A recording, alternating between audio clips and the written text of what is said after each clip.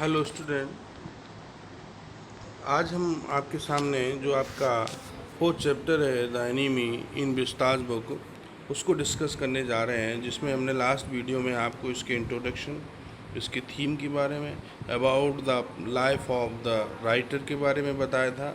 आज हम इस चैप्टर के जो करेक्टर्स हैं उनके बारे में भी बताएंगे, जो कि मैंने आपको गूगल मीट क्लास में आज बता ही दिया था। डॉक्टर सदायो की, Sadayo's father, Hana, Tom, old general, an officer, gardener, Yumi और एक्स्ट्रा।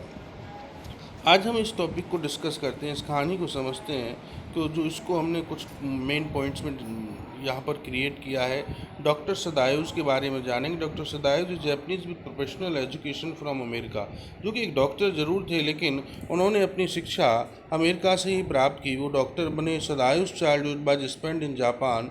सदायो ने अपना बचपन ज़रूर जापान में गुजारा था, बट उनके जो फादर थे वो बहुत ही शांत स्वभाव के और सच्चे जापानीज़ नागरिक थे, जिन्होंने अपने ही आइसलैंड यानी द्वीप को ही उन्होंने कंसीडर किया। वो कहीं नहीं गए और तो stepping stone for Japan future, और जापान के भविष्य के बारे में ही वो लगातार आगे बढ़ते रहे। लेकिन सदाई की जो एजुकेशन थी वह उनका मुख्य उद्देश्य थी, इसलिए उन्होंने उनको पढ़ने के लिए अमेरिका भेजा, क्योंकि अच्छी सुविधाएं उस समय जापान में नहीं थी पढ़ने के लिए। तो अमेरिका में उन्होंने सर्जरी का और वहाँ की चिकित्सा का यानी मेडिसिन का, दवाइयों का भी अध्ययन किया। ये पहला पार्ट इसका क्लियर होता है। दूसरे पार्ट में हम जानते हैं कि जो सदायो थे वह कहीं ना कहीं एक अच्छे सर्जन और साइंटिस्ट बने, और जिन्होंने काफ़ी प्रसिद्धि अपने प्रोफेशन में जापान में पाई। और इसके बाद उन्होंने काफ़ी खोजें भी की, और किस तरीके से घाव को अच्छे ढंग से साफ़ करके उसको सही किया जा सकता है। और उन्होंने जापान के साथ युद्ध के दौरान जो भी अपनी सर्विस थी वो भी दी। और यहाँ भी उन्होंने जो ओल्ड जनरल था जो कि बीमार था, उसको भी कहीं ना कहीं अपनी सर्विस के माध्यम से ठीक करने पर उसका विश्वास भी प्राप्त किया। सदायो जब वो अमेरिका में थे तो वह हाना से मिले थे। हाना से उनकी शादी कैसी हुई इसका वर्णन भी हमें इस कहानी में मिलता है। तो सदायो जो थे वो अपनी जो प्रोफेशनल एजुकेशन थी उसको अमेरिका में प्राप्त कर रहे थे, तो अचानक एक दिन उनकी हाना से मुलाकात हुई और बाद में उनसे मित्रता हुई, और प्रोफेसर हार्लीस के घर पर उनकी मुलाकात हुई थी, और जहाँ पर ही दोनों लगभग जाने लगे।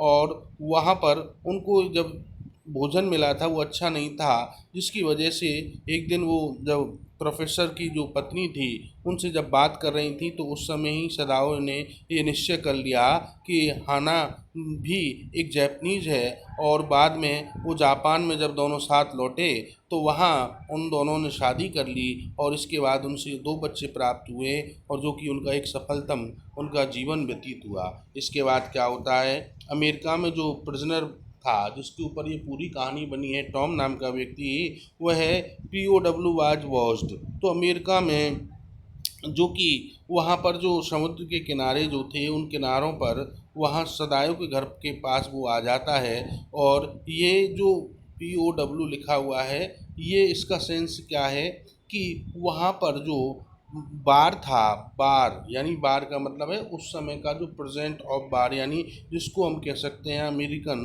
का जो वहाँ पर पब्लिक ऑफ बार जो था, उसके में क्या होता है कि सदायो के घर के पास समुद्र के किनारे पर वो आ जाता है, जो कि घायल था, खून निकल रहा था, और कई जगह चट्टानों में से बीच में से निकलने के कारण उसकी त्वचा भी कट गई थी। वह वास्तव में एक जिसको कह सकते हैं शत्रु कैदी था, और जो दौड़कर आया और सीधे बच निकलने की कोशिश कर रहा था। हाना और सदायो वहाँ उसको वापस भेजना चाहते थे, लेकिन उन्होंने उसको सही हालत में ही वापस भेजने का निश्चय किया। इसके बाद क्या होता है कि सदायो और जो हाना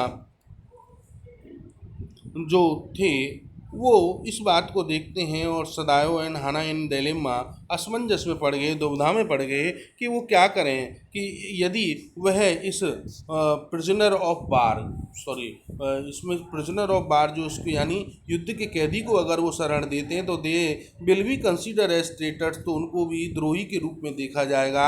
यदि वह इसको इसी तरीके से पुलिस के हवाले करते हैं तो ये व्यक्ति मर जाएगा। They could not throw him into the sea, और उन्होंने उसको वापस उस समुद्र में उसको नहीं फेंका। दे फियर्ड द सर्वेंट, और उनसे उनके नौकर भी डर गए, और that might report the matter, और उन्होंने लगाई कहीं इनकी शिकायत ना कर दें। द सर्वेंट वर फ्राइटेंड, और इस तरीके से जो नौकर थे वो डर गए।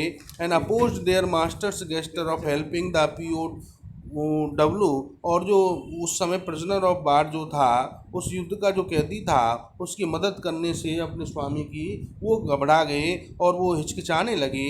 और उन्होंने सोचा कि the sea would take revenge from his master, कहीं इस समुद्र के रूप में जो कैदी के रूप में जो समुद्र से जो ये शत्रु आया, ये कहीं हमारे मालिक को परेशान ना कर दे। इसलिए यूमी जो उनकी नौकरानी थी वो चिंतित हुई उनके बच्चों के प्रति। और यही इस चैप्टर में हमें सीखने को मिला कि इसके बावजूद भी उन नौकर ने उनके घर के जो जितने भी कर्मचारी थे उन्होंने उनके घर को छोड़ दिया। लेकिन यहाँ पर lesson learned by Sadayo's in America, America में जो उन्होंने पढ़ाई की थी उससे उनको क्या शिक्षा मिली वो इसमें बताया। The professor of anatomy had taught his student, जहाँ पर उन्होंने अपने बच्चों को जो सिखाया था कि कभी भी किसी भी मानव के शरीर को इग्नोरेंस यानी उसको कभी भी तिरस्कृत नहीं करना चाहिए, क्योंकि उसको वास्तव में एक सर्जन के द्वारा, एक चिकित्सक के द्वारा तुरंत ही क्या करना चाहिए, देखरेख करना चाहिए, नहीं तो ये उनके लिए वास्तव में एक अभिशापित होता है। Operating without full knowledge of human anatomy is no less than murder, यदि पूर्ण जानकारी के बिना भी यदि हम किसी का ऑपरेशन करते हैं या यदि किसी की इलाज करते हैं, ये भी एक हत्या के समान माना गया है। This Sadayo had imbibed and was perfect in surgeries, लेकिन वास्तव में सर्जरी में वो सबसे उचित व्यक्ति बन चुके थे सदायो, इसलिए उन्होंने उसकी मदद करने का फैसला किया। और जो उस प्रिजनर ऑफ वार था, जो कैदी था, उसको वह अपने साथ ले जाने में सफल हुए और उसकी जो अंदर गोली लगी हुई थी उसको भी निकालने में सफल हुए। और इस तरीके से उन्होंने अपनी जीवन की एक सफलतम व्यक्ति के रूप में खोज की। और इस तरीके से अगर हम देखें तो उन्होंने उसकी मदद भी की। प्रॉब्लम एग्रेटपुर से जब उनके साथ क्या हुआ, उनके नौकर कोई भी मदद करने को तैयार नहीं था, वो अकेले रह गए पति पत्नी। तो यहाँ पर Sadayo types a letter to the chief of police, इसलिए वो पुलिस के जो मुख्य अधिकारी थे उनको पत्र लिखने की कोशिश करता है और कोशिश करने के बाद वो सत्य को बताने की कोशिश करता है। Leaves it half be in the drawer, लेकिन आधा लिखा हुआ पत्र ड्रॉअर में रख देता है। सदायो इज कोल्ड बाय द, लेकिन बाद में जनरल के द्वारा जो उससे इलाज कराना चाहता था उस सदायो को बुलाया गया। डॉक्टर ने उनसे कहा कि turns to office asians to kill the PMOW, कि तुम जब उसको जानकारी होती है, डॉक्टर खुद बताता है, तो जनरल उससे कहता है उस प्रिजनर ऑफ वार के कैदी को आप मार डालिए, क्योंकि उसकी बॉडी को वहाँ से हटा दीजिए विदाउट हाना नोइंग, और हाना को मत बताना। लेकिन जनरल यहाँ पर जनरल का जो प्रॉमिस था, जनरल से सदायो ने जो प्रॉमिस किया था मैं उसको मार दूंगा, उसकी बॉडी को भी हटा दूंगा कैदी की को, लेकिन सदायो ऐसा नहीं करता